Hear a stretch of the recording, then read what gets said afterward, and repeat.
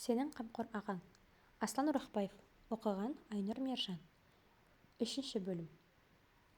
Әйел деген кім? Қалған еді бір топ жігіт жиылып, ақырында кетті әңгіме сойылып.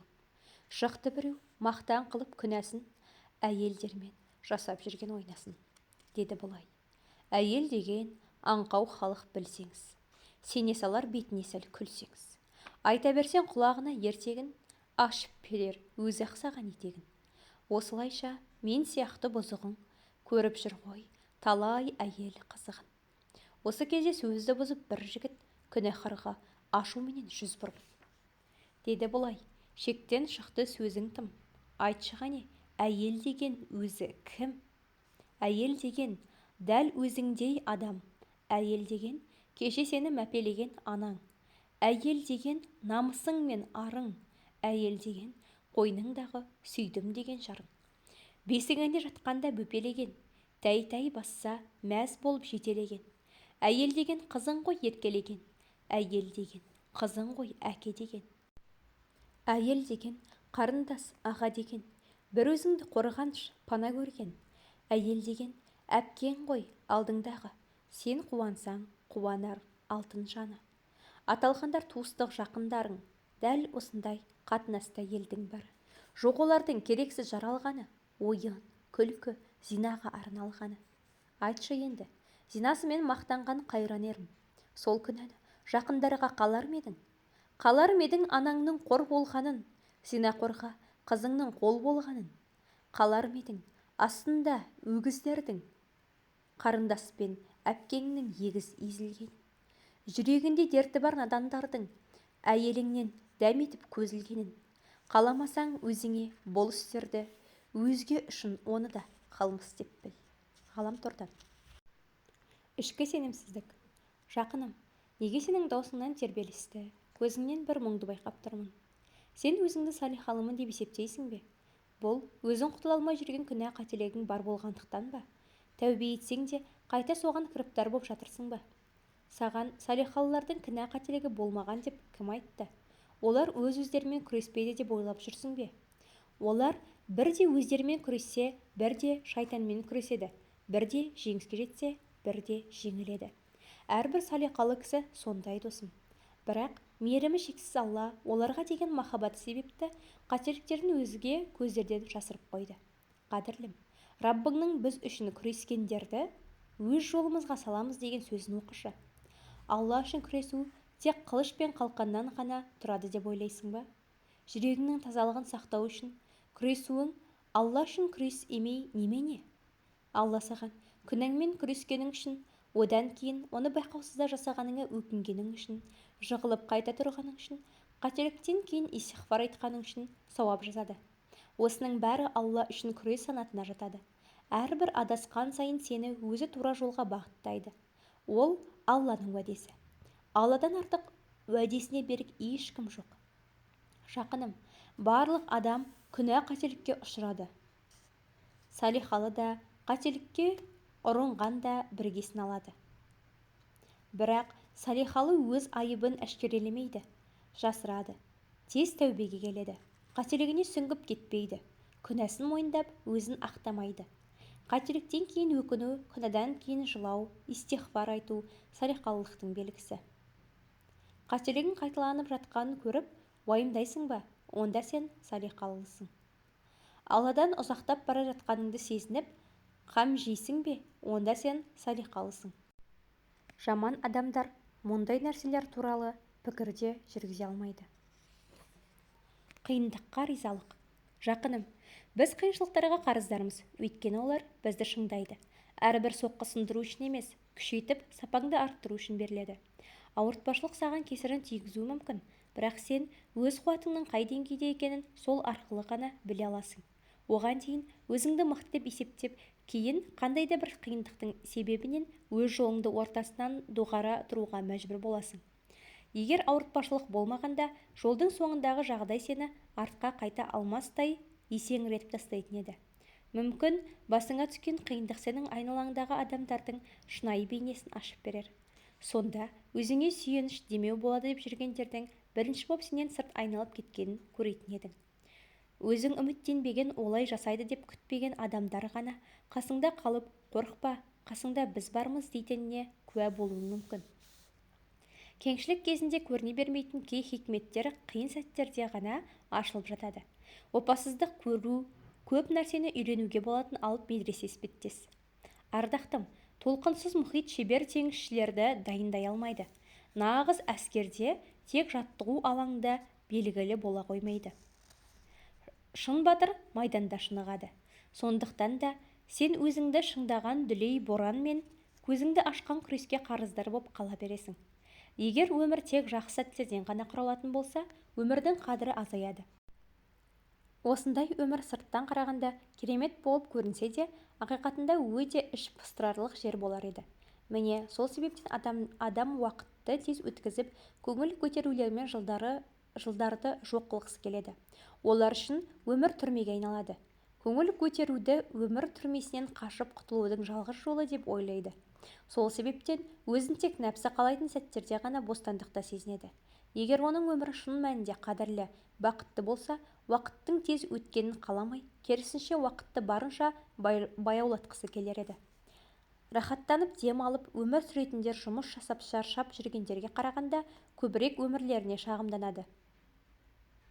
Олар үшін уақыт тұрып қалған секілді көрінеді. Себебі өмірді өздеріне зындан еткен.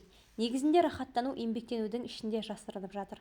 Адамның ішкі құрылымы әрекет арқылы, өзгеріс арқылы кәмілдікке қарай жол тартады. Рух қиындықтар арқылы жоғарылайды.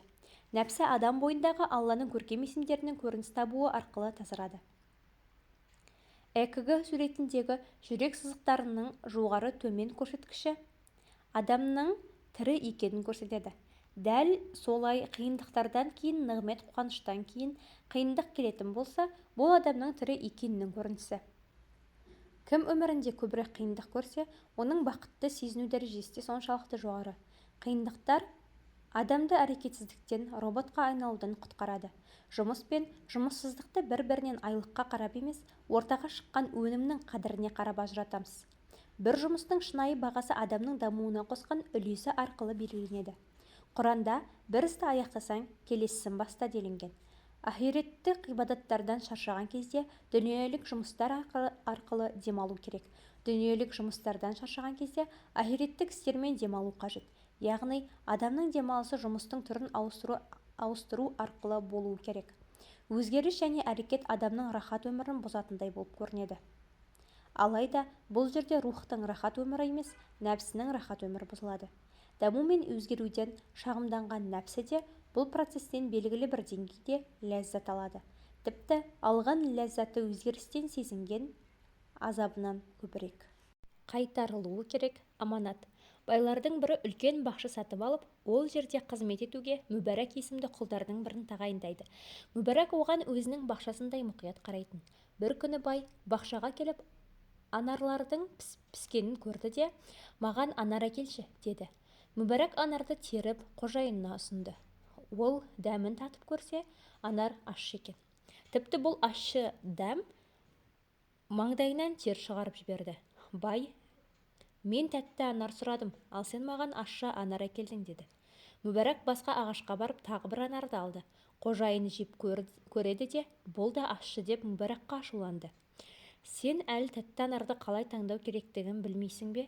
Мүбәрәк былай деп жауап берді. «Жемістің тәттілігін дәмін татып көру арқылы ғана анықтауға болады. Мен бұл бақтан бірде-бір анарды жеген емеспін. Сондықтан мен оның дәмін білмеймін». Оның қожайыны «Неге олай?» деп сұрады. Мүбәрәк былай деп жауап берді. «Уа тақсыр, сен маған бұл бақтан ештеңе алуға рұқсат бермедің. Мен сенің рұқсатыңсыз бұл бақшаның бір жемісін де жей алмаймын». Мүбәрәктің бұл сөздері оның адалдығы қожайынына қатты әсер еткені сонша, қызын оған тұрмысқа береді. Бұл некеден өз заманының үлкен ғалымы Абдулла ибн Мүбәрәк дүниеге келді. Шүбәсіз Алла тағала өледен тіріні шығарады. Астарлы мағынасын қарастырсақ, тақуаның ұрпағынан күнәһар, күнәһардың ұрпағынан тақуа шығуы мүмкін. Ибрахим пайғамбар пұтқа табынушы Азар әулетінен, ал Нұх пайғамбардың күнәһар болып кеткен ұлы елші әулетінен шыққан болатын. Тақуа тақуадан, күнәһардан пайда болады деп қалыптасқан ереже жоқ. Бірақ ата-ана балаға әсер етуші негізгі фактор мен қағида болып саналады. Себебі балалар егістік, ал біз еккенімізді орып өз тәрбиеміздің нәтижесін көреміз. Бірақ біз көбінесе тәрбиедегі немқұрайлылықтың зардабы туралы сирек ойланып жатамыз. Қиссадағы бай өз қызын қарапайым жұмысшыға аманат етті. Өйткені Алланың аманатына бір анармен қиянат жасамаған адам өз әйелінің ақысына да опасыздық жасамайтынын білді. Осылайша аманатты өз орнына қоя алуы заманының фақихы, замандар өтсе де сөнбейтін жұлдызы Абдулла ибн әл-Мубарак атты үлкен жемісін берді. Қыздар қалың малын көбірек ұсынған адамға сатуға арналған тауар емес. Қыздар отбасыларына қайтарылуы керек аманат. Кімде-кім қызын жақсылығына үміт артқан адамына берсе, ол аманатты орындады. Ал кімде-кім қызын дін мен ахлағына қарамай бірінші талап еткен кез келген адамға берсе, аманатқа қиянат жасады деген сөз. Қыз бала еліне қонақ, сондықтан қонағыңыздың кетуіне асықпаңыз. Оларды қорғаушысының қолына табыстамайынша немқұрайлы қарамаңыз. Ескерту. Бірінші, мүмкін сен өзіңді жалғыз сезініп жүрген шығарсың. Алайда Алла тағала үнемі сенімен бірге болады. Сені естиді, сені көреді, сақтайды, қорғайды, құтқарады, жұбатады. Бүкіл әлем сенен бас тартса да, ол сені ешқашан тастамайды. Екінші, Алла тағаланың құдіреті шексіз емес пе? Ендеше неге қорқасың? Алла өмірдің ағысын қас-қағым сәтте-ақ өзгертіп жібере алады. Бір сәтте мүмкін емес нәрсені болдырып жібере де алады. Уайымдама, Алла бір күні жүрегіңдегі арманыңды күтпеген жерден орындайды. Сабырдан кейін тек қуаныш бар. Үшінші, жүрегіңде жасырған нәрсені Алла біледі. Алла үшін сабыр етсең, мол сыйлығын береді. Есіңде болсын, Алла тағала жүрегіңдегі барлық жараны емдейді. Алла тағала барлық қайғыңды сейілтіп, барлық мұңыңды тарқатып, жаныңды қиратқан барлық түңілулерің мен торығуларыңның орнын дұғаларыңды қабыл етумен толтырады. Жақсы және жаман сөздің құдіреті. Өзінің жұмыс күнінің аяғына қарай балықты қатырып сақтайтын фабрикада жұмыс жасайтын бір кісі жұмысын аяқтау үшін балықтарды сақтайтын тоңазытқышқа кіреді.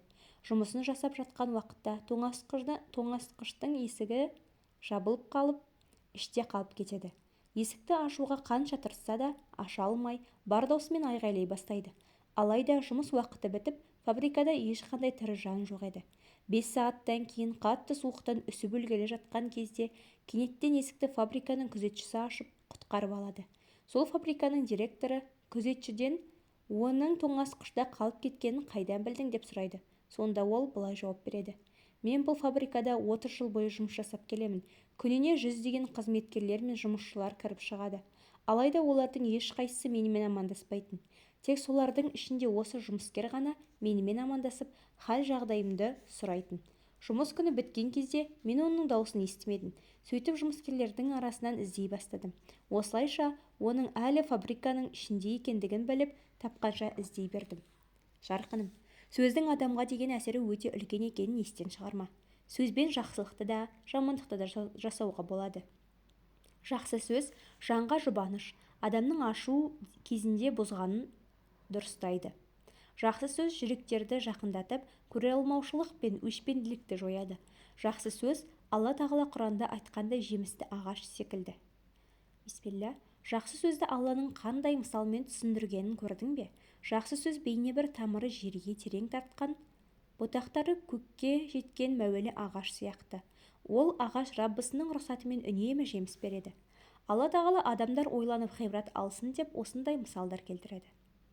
Өкінішке орай көбіміз сөз таңдап сөйлеу сияқты қарапайым нәрселерге мән бере бермейміз.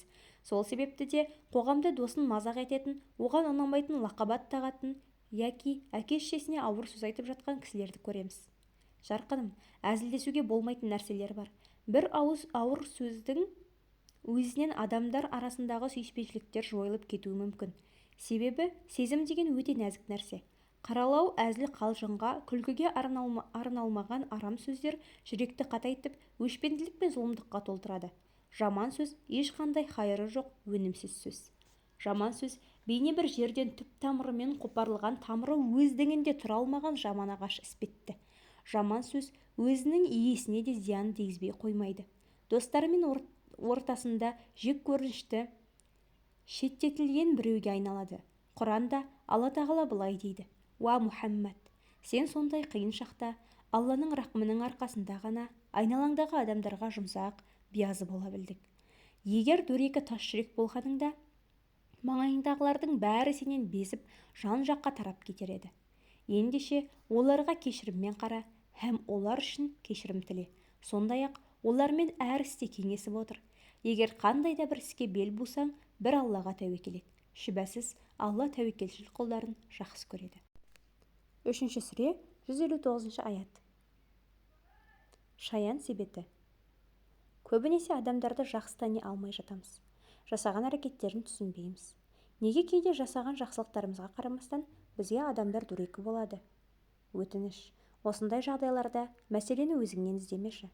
Себебі адамдардың дөрекі болуы сол адамдардың ішкі әлеміне байланысты. Айналаңдағы осындай адамдарды еске түсір. Бұл әрекеттердің негізінде қызғаныш жатыр. Бұл қызғаныш тек материалдық жағдайға байланысты емес. Күлімсіреген жүзің, позитивті энергияң, мықты болмысың және адамдармен қарым-қатынасыңда қызғаныш себебі болуы мүмкін. Бұл адамдардың ең үлкен проблемасы не, білесің бе? Өздерін үнемі басқалармен салыстыруы болып табылады. Барлық энергияларын неге мен ол сияқты емеспін, оның қолындағы менде неге жоқ, секілді сұрақтарға жауап іздеуге жұмсайды. Тапқан шешімдері менде жоқ болса, онда да болмасын. Бұл жағдай шаян себеті синдромын есіме түсірді. Шаян себеті синдромында мен жасай алмасам, сен де жасай алмайсың философиясы бар. Өміріміз осы философия бойынша ағып кетуде. Мектепте, университетте, туған-туыстар ішінде, қарым-қатынаста, өмірдің барлық алаңында осы сәтсіздіктерін бізге жұқтыруға тырысатын өзімшіл адамдарды көп көрдік. Осындай адамдардың психологиялық үстемдігіне тап болмау үшін оларға мүмкіндігінше еш нәрсе айтпаған жөн. Өз шешімдерімізді өзіміз қабылдау керекпіз. Оларға жоспарларыңды айтпа, себебі оны болдырмау үшін барынша күш салатын болады. Себебі бұл қызғаншақ адамдардың көзі үнемі сенің үстіңде. Шаян себеті синдромына қатысты мынадай оқиға бар. Теңіз жағалауында серуендеп жүрген адам балықшының қасына келген кезде шелектің ішінде ауланған шаяндарды көреді. Шелектің үсті ашық. Бұл жағдайға таң қалады. Себебі ашық шелектен шаяндар қашып кетуі мүмкін еді. Балықшыдан сұраған кезде ол, егер шелекте бір шаян болғанда қашып кетуі мүмкін еді. Алайда шелекте көптеген шаяндар бар. Біреуі қашқысы келсе, қалғандары оның аяғынан тартып қашуына мүмкіндік бермейді. Осылайша барлығы шелектің ішінде қалады. Жалғыз шаян шелектен оңай қаша алса да, шаяндар көбейген сайын олардың қашуы мүмкін емес болады. Қалған шаяндар қашқысы келген шаянды жоғары итерудің орнына астыға қарай тартады. Осылайша ешкім жетістікке жете алмайды. Қызғаныш басқаның балын өз аузына у ету. Бақыт алыста емес. Қазіргі өмір шарттары бізді қатты қинайды. Осы өмір сүру шарттары және айналамыздағы адамдар психологиямызды, өмір сүру энергиямызды бұзады, төмендетеді. Осындай кезеңде адамдарға ең керекті нәрсе бақыт, жан тыныштығы. Менің ойымша бақытты әрбір адам қалайды және оны табу үшін қолдарынан келгенінің бәрін жасайды. Алайда көптеген адамдар бақытты қалай табу керектігін білмейді. Себебі олар барлық нәрсенің керемет, кемшіліксіз болғанын қалайды. Күндеріміз, айларымыз, тіпті жылдарымыз оны іздеумен өтуде. Негізінде бақыттың кілті алдымызда тұр. Алайда біз жанымыздағыны көре алмаймыз. Зерттеулер бізге қолымыздағының қадірін түсініп, сол нәрселер үшін шүкір ете алудың бізді бақытты ететінін көрсетеді. Тіпті осыған байланысты зерттеулер жасалған және ми нейрондарында жақсы нәтижелерге қол жеткізілген. Үлкен нәрселерге ие болудың қатты керегі жоқ. Отбасыңа деген махаббат, сүйіп киетін жемпірің, таза ауа және тыныс ала алуың да осыған кіреді. Соңғы ғылыми зерттеулер шүкір етудің физикалық және рухани саулығымыз үшін пайдалы екендігін көрсетеді. Біз үлкен нәрселердің артынан қуып жүріп, көз алдымыздағы бізді бақытты ететін кішігірім нәрселерді елемейтін болғанбыз. Бақыт пен жан тыныштығы кішкентай детальдарда жасырынып тұрады. Олар көзге көрінбейтіндей кішкентай да емес. Шамалы тырыссаң байқайтын боласың. Өміріңе шүкіршілік сезімін енгіз, ал ол сезім саған жан тыныштығын сыйлайтын болады. Осыған байланысты Ошоның отбасылық өмір туралы жазбасымен бөліскім келіп тұр. Өмір бойы үйленбеген 90 жастағы бір кісі төсек тартып қалады.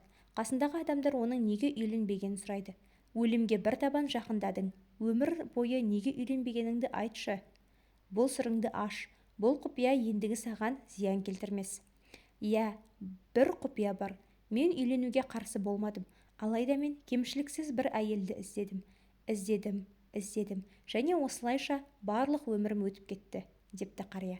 Сонда олар: алайда мына өмірде миллиондаған адам бар, олардың жартысы әйел, сонда бірде-бір кемшіліксіз әйел таппадың ба, деп сұрапты. Өлім аузында жатқан адамның көздерінен жас тамшылап: иә, біреуін таптым, деп жауап береді. Сонда сұрақ қойып тұрған кісі одан сайын таңғалып: олай болса не болды, неге үйленбедің, дегенде қария кісі: алайда ол әйел кемшіліксіз еркек іздеп жүрген болатын, депті. Бақытты адамның формуласы. Өзімен бақытты адамдардың ортақ ерекшеліктері қандай? Бұл адамдар өмірлеріндегі мәселелерді жоққа шығармайды, шешім іздейді, ал шеше алмайтын болса, жағдайды қабылдайды. Егер мәселеге басқа кісілер кінәлі болса, олардың сөзін тыңдап көреді. Өздері кінәлі болған жағдайда кешірім сұрауды біледі, қанағатты біледі, қолындағы мүмкіндіктерді барынша қолдануға тырысады. Тіпті кішкентай нәрселер арқылы үлкен қуаныштарға кенеледі. Ең жаман шешімдердің ең ашулы кезеңдерде берілетінін біледі. Тыныш кезеңінде шешім қабылдағанды ұнатады. Мына мәселе өте маңызды.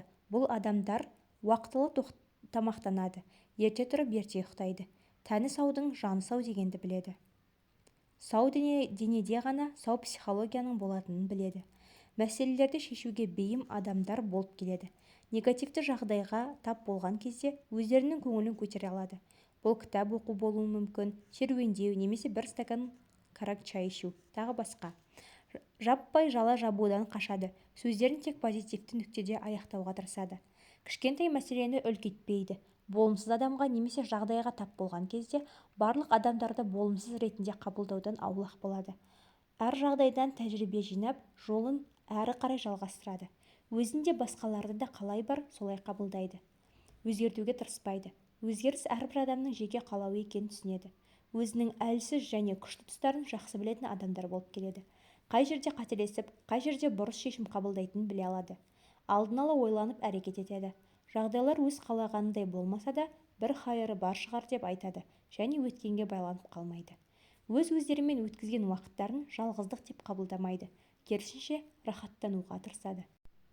Жалғыз қыдыруды, жалғыз киноға баруды, жалғыз шай ішуді жатырқамайды, керісінше ұнатады. Басқа адамдардың жалғыз жасай алмайтын нәрселерін жасаудан рахат алады. Себебі олар жалғыз уақыт өткізуді жалғыздық деп қабылдамайтындай жетілген. Мұң сыйлайтын үлкен нәрсе. Қуантатын аз нәрсе мұң сыйлайтын үлкен нәрседен жақсырақ. Сіз үшін ең маңызды нәрсенің не екенін айтайын ба? Ол жаныңызға тыныштық пен қуаныш сыйлайтын кез келген нығмет. Өзімшілдікпен болмайтын жерден күйгелектенуге келер болсақ, олар сізді денсаулығыңыз бен сұлулығыңыздан айыратынын біліңіз. Алланың бергені мен жазғанына разы болып, болашаққа батыл қадам басыңыз. Әдемі, әрі нәзік, ешқандай уайымы жоқ гүлден гүлге, бақтан баққа жеңіл ғана ұшып қонып жүретін көбелек секілді болыңыз. Не болмаса, шырынмен қоректеніп, шәрбат беретін ара секілді болыңыз. Ара гүлге қонған кезде оны сындырмайды ғой. Керісінше біз оларды шақпай, шырынын ғана алып, сүйсіне ұшып, рахаттанып жүргенін көреміз. Ұдайы өзгерістер. Өмір ұдайы өзгеріске дайын тұратын жанды организм іспеттес. Ол бір сәтте болса да тоқтап қалмайды. Осыншама өзгеріске құштар құрылымның ішінде кейбір нәрселерде өзгеріссіз бір орында ұстап сақтауға тырысу қаншалықты мағынасыз әрекет екенін байқауға болады. Өмірде барлық нәрсе өткінші, барлығы. Себебі мәңгілік еш нәрсе жоқ. Бақыт, қайғы, көтеріңкі көңіл-күй, мұң ешбір мәңгілік емес. Әрине, барлық нәрсе өткінші болғандықтан өмір жалғасады. Ешбір қайғы алғашқы күнгідей адамды қинамайды. Қаншалықты қиын болса да өтеді, кетеді.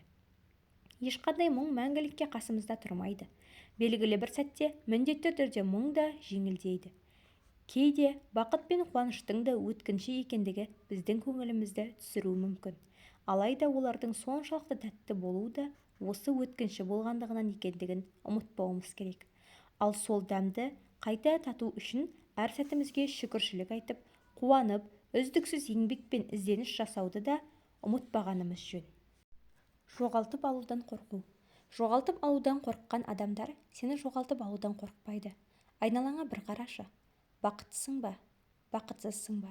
Оған кімнің жаны ашып ойлап жатыр? Кім уайымдап жатыр?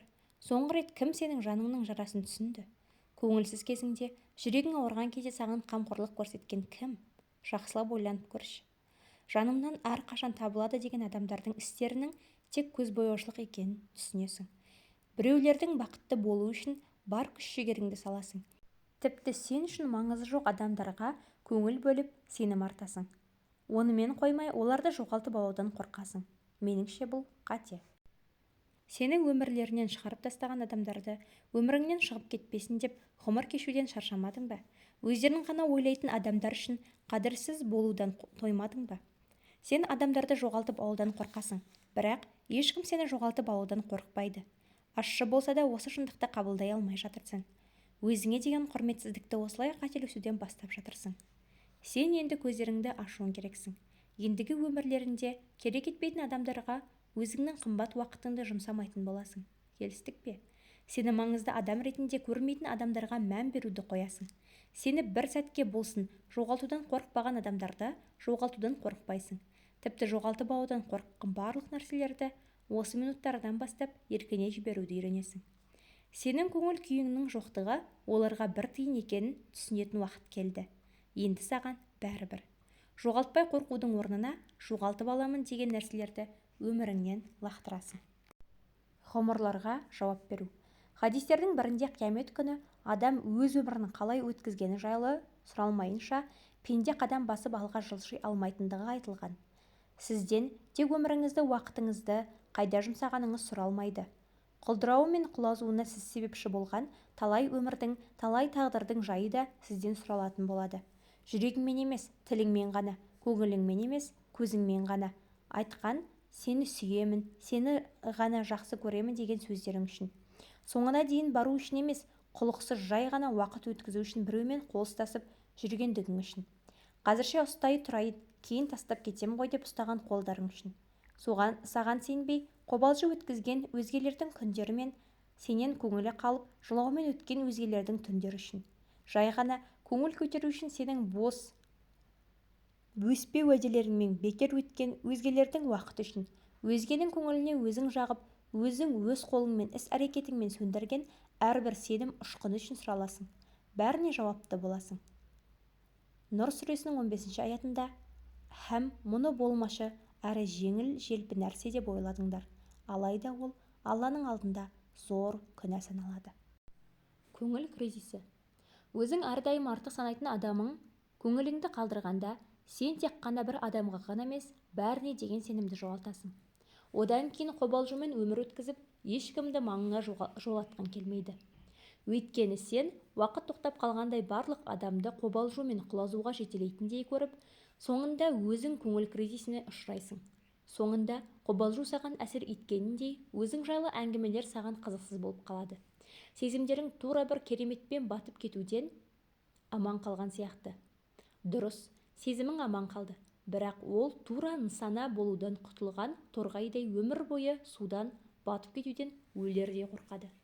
Торғай ағаштың өзіне пана бола алмайтынын сезгендігіндей, сен де ешкімнің өзіңе қорған бола алмайтынын сезінесің.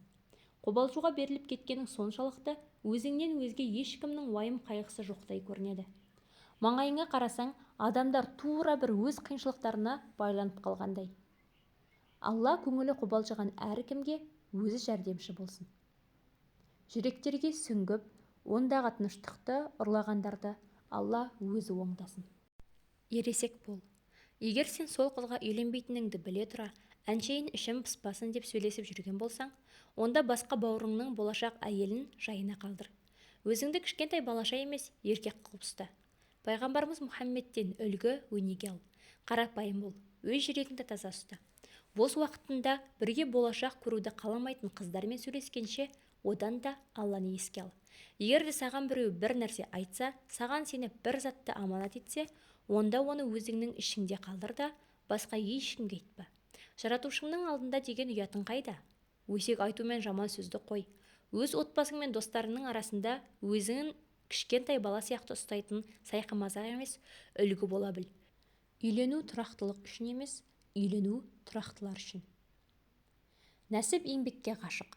Қазіргі адамдар жалғыз, қазіргі адамдар сенімсіз, қазіргі адамдар ашулы және тез сынып қалуда. Күмәншіл, пессимист және тасжүрек. Ал енді осы адамдардың осыншама болымсыздықты іштеріне сыйғызуына не себеп болуы мүмкін? Менің ойымша мұның тек бір ғана жауабы бар. Қазіргі адамдар шаршаған және көңілдері жаралы. Өткенінде қиындықтар көрген адам осылайша өздерін қорғауға тырысады. Қайсымыз бұрынғыдан өзгермей қалдық? Қайсымыз бастан өткен қиындықтардан кейін өзімізді, армандарымызды, айналамызды өзгертпедік? Қайсымыз басқа бір адамға жақындауға қорықпаймыз? Қайсымыз басымыздан өткен қиындықтардан кейін алыстап кетпейміз адамдардан, жағдайлардан? Иә, барлығымыз шектен тыс байқампаз болдық. Әрбір қадамымызды байқап басатын болдық. Кішігірім қателікке, сәтсіздікке жол бергіміз келмейді. Отырған жерімізден ғажайыптарды күтеміз. Жақсылықтың бізді өзі тауып алғанын қалаймыз. Алайда келіп кетіп жатқан ешкімнің жоқ екенін де көреміз. Мына нәрсені ұмытпағанымыз абзал. Нәсіп еңбекке ғашық.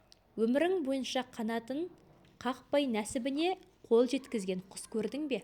Ал құмырсқалардың тамағы алдарына өздігінен келе ме? Тіпті бір орында тұрған күнбағыстар да нәсібін алу үшін күнге қарайды емес пе?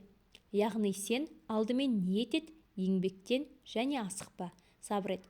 Одан кейін нәсіп деп айт, хайырлысы деп айт. Сосын қара, бұл менің тағдырым деп есіктерді жауып тастама. Жоғалтсаң да өмірдің ішінде жоғалт. Еш еңбексіз келген, еш тәжірибесіз келген жеңіліс сенің тағдырың болмауы тиіс. Бұл оңай болады деп айта алмаймын. Қаншалықты қиын екенін өмірімізде көрдік, білдік. Алайда әрбір жеңілістен кейін әттеген-ай деудің орнына ең болмаса тырысып көрдім деп айта алу сенің арқа сүйер себебің болады.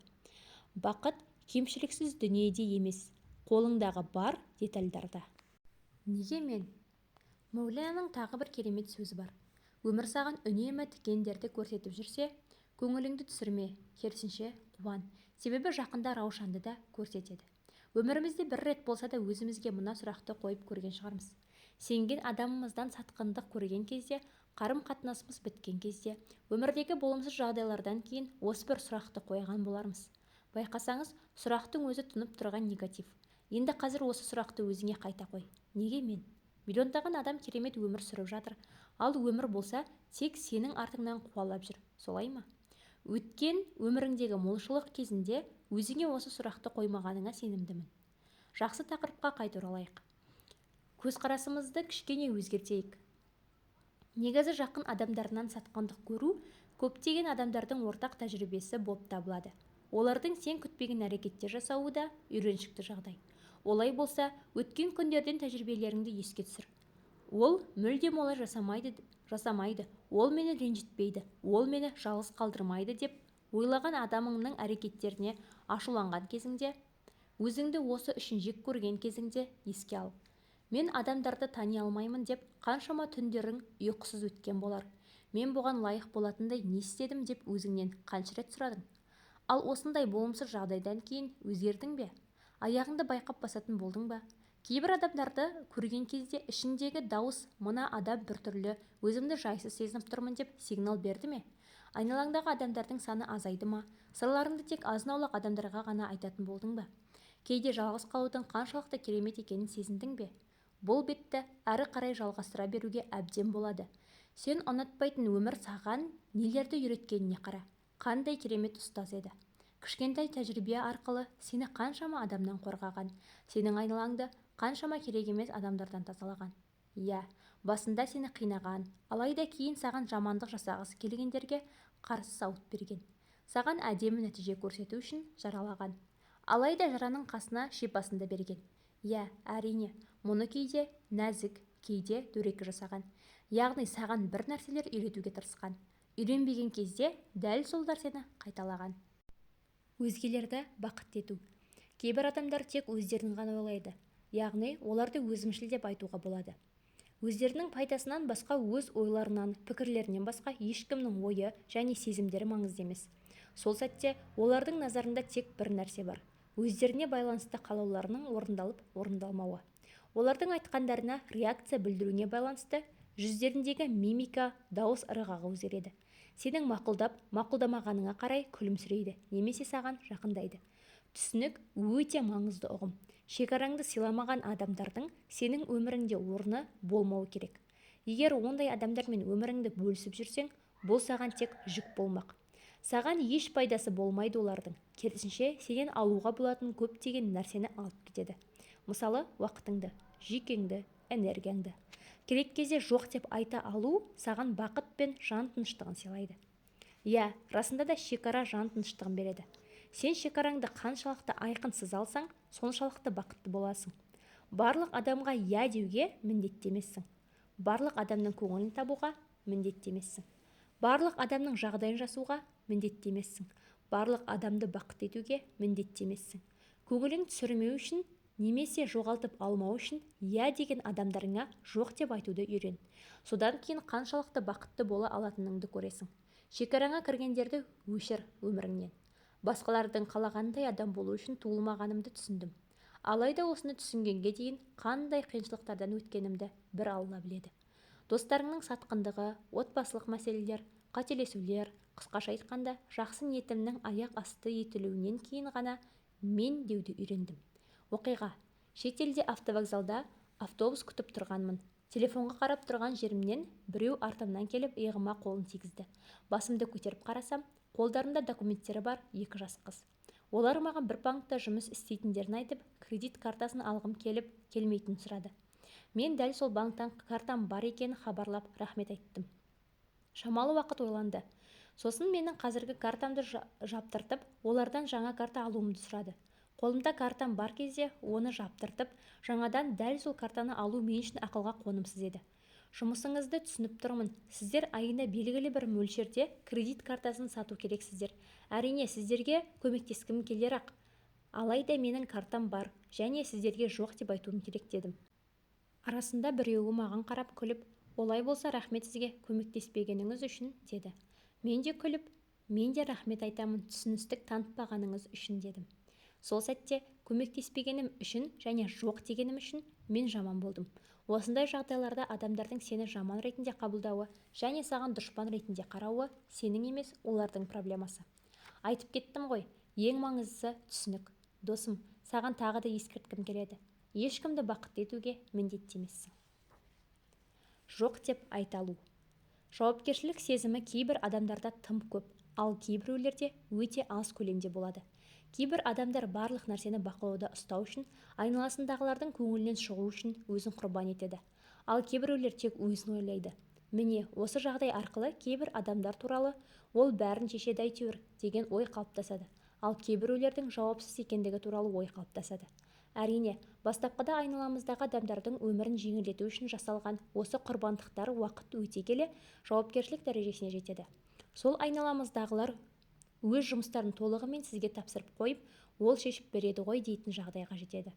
Күннен күнге көбейе бастаған жұмыс жүгінің астында осылайша езіліп қалған адамдардың ортақ бір ерекшелігі бар. Олар жоқ деп айтуды білмейді. Жоқ деген кезде адамдарды ренжітіп аламын деген ойдан құтыла алмайды. Ешкімді ренжітпей-ақ қояйын деп өздеріне жүк арта береді. Өмірлерінде тек өздеріне мән бермейді. Осы әлсіз жерін білген адамдар олардың жақсы ниеттерін, көмектескендерін толығымен соңына дейін қолданады. Бұл жағдайда біз өзімізді қалай өзгертеміз? Керек кезде қалай жоқ деп айтуды үйренеміз? Біздің осы әлсіздігімізді қолданғысы келген адамдарды қалай анықтаймыз? Алдымен жоқ деп айта алмайтын адамдардың ортақ ерекшеліктерін анықтайық. Бұл адамдар өздерінің басқалар тарапынан қолданылып жүргенін біледі. Енді қаламаған нәрсе үшін ешкімге иә деп айтпаймын деп шешім қабылдайды. Алайда мұны жасай алмайды. Олар соншалықты нәзік болады. Тіпті олардан сұраған нәрсені жасамаған кезде немесе жасай алмаған кезде қатты уайымдайды. Мұның орнын толтыру үшін жақын арада одан да үлкен жауапкершілік алып алады. Адамдардың қалауларын орындау немесе орындамау арасына барып келеді. Бұл туралы уайымдағаны соншалықты, тіпті бұл уайым олардың денсаулықтарына да әсер етеді. Бас ауруы, тамақтану және ұйқы бұзылуы және арықтап кету секілді. Бұл кісілер жасаған жақсылықтары болмаса, оларды ешкім жақсы көрмейді деп ойлайды. Жоқ деп айтқан кезде оларды ешкім жақсы көрмейтініне және жалғыз қалатындарына сенімді. Өздері қаламаған орталармен адамдармен көріседі. Өз мәселелері мен уайымдарын басқалармен бөліскісі келсе де, керісінше басқалардың проблемасын тыңдап кетеді. Игі ниеттері, жақындықтары және адамдықтары қашанда қолданылуға ашық. Адамдар олар туралы ол шешеді, ол шаршамайды, оған бұл әсер етпейді деп ойлайды. Жылдар өткен соң бұл адамдардың тани алмаппын, өзімді босқа құрбан етіппін деген секілді көптеген өкініштері болады. Оларды көндіру өте оңай, оларға манипуляция жасау да оңай. Өзімшіл адамдардың өмірде жетістікке жетулері үшін жалғыз билеттері бар. Ол оларға сенгендердің ізгі ниеті. Жабық есікке аяқ тіреу. Жабылуы керек есікке аяғыңды қою жақсырақ есіктің ашылуына кедергі болу. Жабылуы керек есікке аяғыңды қойма, жабылсын. Алланың бүгін сенің бір есігіңді жауып қоюының себебі бар. Сен бір есікте тұрып қалған кезіңде осы сөздерді есіңе ал. Алла сені жақсы көрмегендіктен, не жалғыз болғаныңды қалағандықтан кейбір есіктерді жапты деп ойлайсың ба? Онда қателескенің, олай ойлама. Жалғызбын деме, Раббыңды ренжітесің. Иә, Алланың кейбір есіктерді жауып тастайтынын қабылдауымыз керек. Алла сені жақсы көрмегендіктен немесе сені ойламағандықтан емес, не жақсырақ есікті ашу үшін, не сені қандай да бір дауылдан қорғау үшін болдырмайды. Ол сенің уайымың болмасын, бәрі қабаттасып кеткендей, шығар жолды таба алмай жүргеніңді сезгенде, Шұғара сүресінің 78 аятын оқы. Мені жаратқан әрі қай мәселеде болмасын, маған үнемі тура жол көрсететін де бір өзі. Аспандағы құстардың да жолын белгілейтін Алла адамдарды жерде адастырмайды. Жеңілуден жеңуді үйрену. Адам көбінесе басына түскен қиындықтарын ойлап көп налиды. Алайда адам баласы барлық бақытты сәттеріне сол қиындықтары арқылы қол жеткізеді емес пе? Жеңілдіктен жеңуді үйренеді. Жалғыз қалғандықтан жақсы көруді үйренеді. Шаршағандықтан кешіруді үйренеді. Біреу алдап кеткендіктен адалдықты үйренеді. Адам қашанда батырлық пен батылдықты сырттан іздейді. Басқалардың оқиғаларын тыңдайды, жетістіктерін тамашалайды. Өзгелердің батырлықтарына қайран болады. Үнемі назарлары басқаларда болғандықтан өзінің қаһармандығын көрмей қалады. Жарқыным, жаңа бүршік атқан бұталар мен хош иісті гүлдерге ғана қонатын ара секілді бол. Өзгелердің кемшіліктері мен қателіктерін қадағалаумен уақытыңды өткізіп алма. Алла тағала мен саған күре тамырыңнан да жақынмын деп тұрғанда, әлдекімнен қорыққаның қалай болмақ? Ал егер ол сенен бет бұрар болса, үміттің не хайыр болады? Қызғаныш адамның адамдық қасиеттерін құрдымға кетіреді. Ал шектен шыққан қызғаныш қайнап жатқан отқа ұқсайды. Егер бүгін дайын болмасаң, ертең де ештеңе істей алмайсың. Бос сөз таластырып отыратын жерден үнсіз тұрып кетіп қал. Мінезің мен әдептілігің гүл аңқыған бақша секілді әдемі болсын. Үнемі жақсылық жасай жүр. Сонда ғана бақытты адамдардың қатарынан боласың. Адамдарды Аллаға тапсыруды үйрен.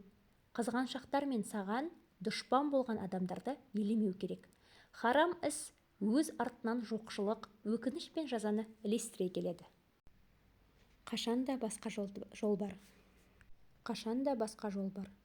Қазіргі таңда технология қарқынды дамып жатыр. Оны қуып жету мүмкін болмаса да, барлығымыз одан жақсы жаман нәсібімізді алып жүрміз. Қаншалықты зияны болса, соншалықты пайдасы бар екенін білеміз. Өмірімде телефондағы навигация арқылы бір жаңа көзқарасқа ие болдым.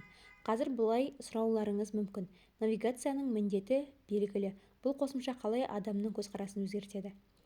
Бір жерге навигация арқылы барсам да, міндетті түрде дұрыс емес жолдарға кіріп кетемін. Тіпті кейде бұрылатын жерлерден өтіп кетіп жатамын.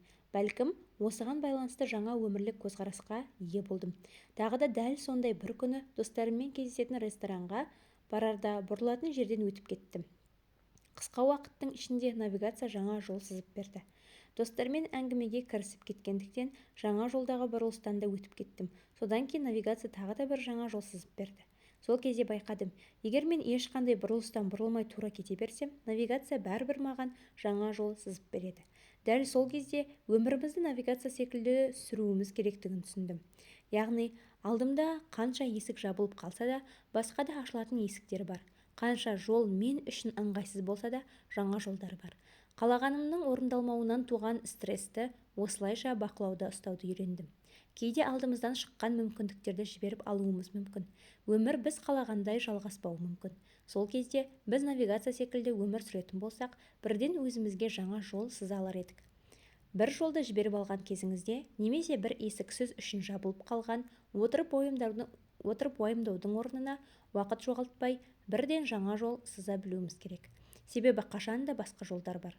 Сенген адамның сені ренжіткен кезде, сезіміңе жауап ала алмаған кезде, жетістікке жете алмай қалған кезде, немесе жұмысқа алынбай қалған кезде өзіңізге мына сөздерді айтыңыз. Маршрут қайта құрылуда.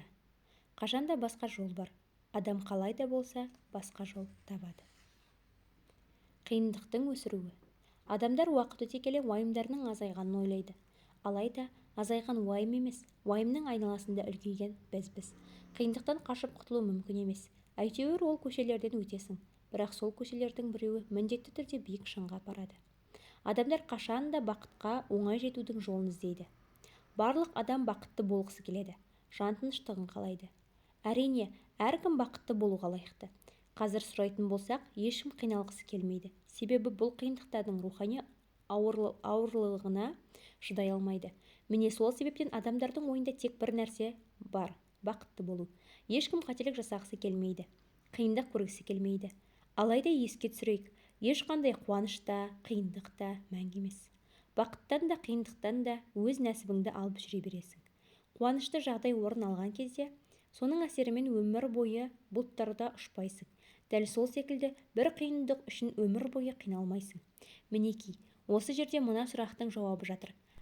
Әрбір қиындық бір күн өтіп кете ме? Қиындықтар ма өткінші, немесе біз бе өсетін? Басымыздан өткен ешбір қиындық жоқ болып кетпейді. Ең кішкентайынан бастап ең үлкеніне дейін барлығы бізбен бірге. Қиындықтан қашып құтылу мүмкін емес. Міндетті түрде оның көшесінен өтесің. Бірақ сол көшелердің бірінің соңы міндетті түрде биік шыңға барады. Менің өмірлік ұстанымым бойынша еш нәрсе мәңгілік емес. Барлық нәрсе міндетті түрде бір жерге тоқтайды. Шамалы реалист ойлансам, мәңгілікке емес, соңғыға сенемін. Себебі барлық нәрсенің бір соңы бар. Әрбір нәрсенің бір өмірі бар. Қолымыздағы телефонның, астымыздағы машинаның, тұрып жатқан үйіміздің, қарым-қатынасымыздың, тіпті жұтып жүрген ауаның да жарамдылық мерзімі бар. Қысқаша айтқанда, барлық нәрсенің соңы бар. Бұл жердегі маңызды жайт сол сапарыңнан ләззат алу, бізге әкелгендері мен алып кеткендерін білу. Өмір дегеніміз әр сәттегі хикаялардан құралатын бөлім. Ащысымен, тәттісімен басымыздан өткен барлық жағдайлар бізді құрайды. Бақытты ләззат емес, бір мұқтаждық ретінде қабылдаймын. Дәл солай қиындық та біз қашып құтыла алмайтын жағдай. Оны да соңына дейін сезінуіміз керек. Менің ойымша бақыт қиындықтан туады. Қиындыққа берілмей, керісінше оның адамды пісіріп жетілдіруіне рұқсат берген кісі ғана бақытқа оңай қол жеткізе алады. Өз тәжірибемнен білемін. Мысалы, дәл қазір осы жазбаларды оқып отырған кезде өміріңде үлкен қиындық бар болуы мүмкін. Сатқындық жасалған болуы мүмкін, тастап кеткен болуы мүмкін. Қандай да бір жолмен қиындық сені тапқан болуы мүмкін. Бірақ маған сен, бұл мәселе емес, себебі бұл мәңгілік емес. Қиындықтар, уайымдар, дерттер бізді қабірге дейін қуалайды. Кейде ұстап алады, кейде біз қашып құтыламыз. Бірақ ешбір қиындық мәңгілік өмір сүрмейді. Бұл шындықты өміріміздің дуалының тура ортасына іліп қойыңыз. Бәрі уақытша. Мына фәни әлемде ешбір қиындық саған алғашқы күндегідей ауыр тимейді. Сені соншалық ренжітпейді. Мына бір шындық бар. Барлық қиындықтар өмір бойы сенімен болады. Кейде есіңе түседі. Алайда олар сені жеңе алмайды. Неге екенін білесің бе? Себебі сені өсіреді. Сен өскен сайын олар кішірейе түседі.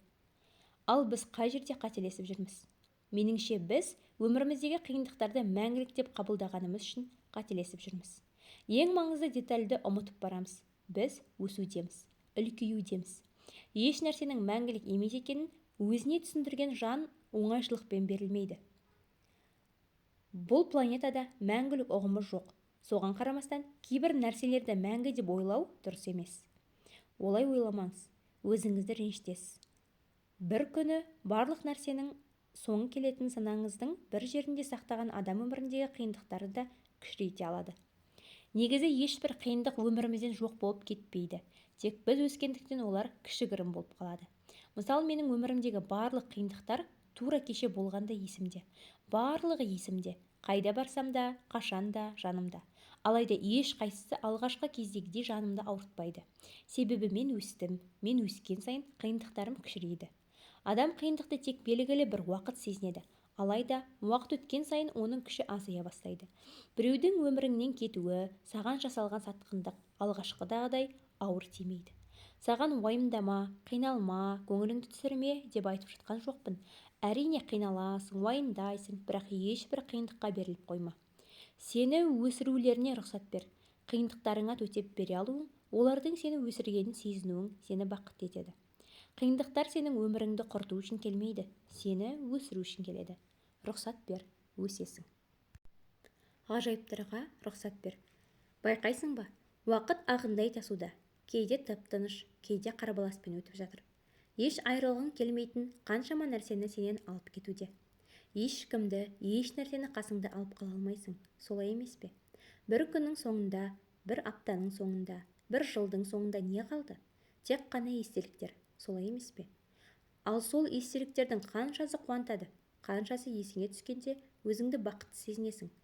Ал өкініштер ше? Айырылысулар, ашулар. Ал қазір ше? Дәл қазір қанша ашудың өзгерте алмайтын шындықты арқаңда жоқ қылып арқалап жүрсің. Мына қысқа өмірде қанша күніңді, қанша түніңді еш өзгерте алмайтын өкініштерді ойлаумен өткізіп жүрсің. Ал сен қашан өзіңмен достасасың? Қашан біраз да болса өзің үшін өмір сүресің? Ертеңнің өте кеш екенін қашан түсінесің?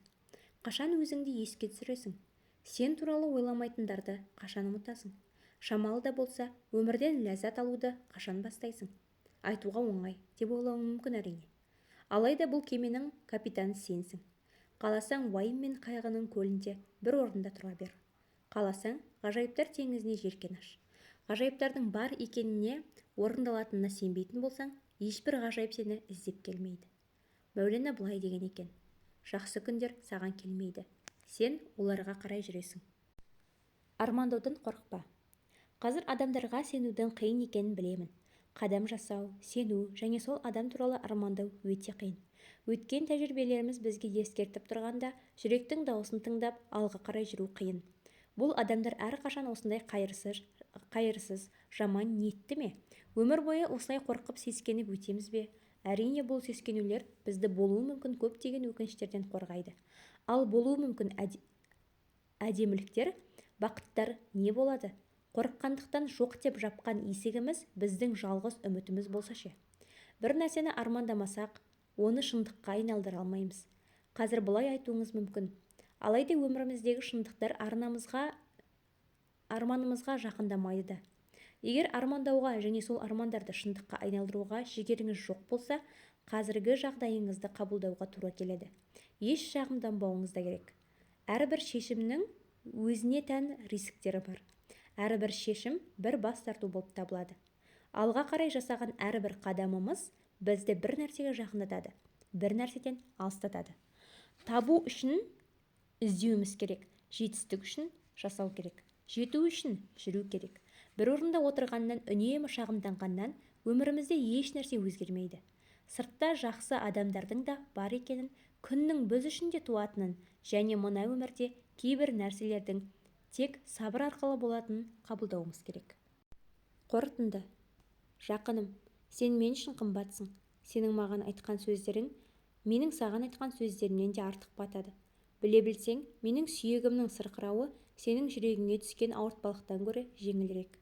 Кейде байқамай, не қаламай ауыр сөз айтып қою мүмкін. Бірақ одан кейінгі менің көңілім сенің көңіліңнен де артық құлазуда болады.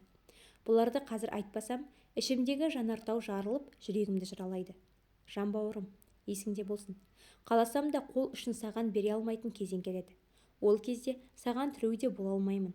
Сол сәтте өз-өзіңе бекем болып, жауапкершілікті алып, өмірде ойып тұратын орның бар екенін ұмытпа. Сен өзің ойлағаннан да биік екеніңді естен шығарма. Ақырын ғана деміңді ал да әрекет етуіңді жалғастыр.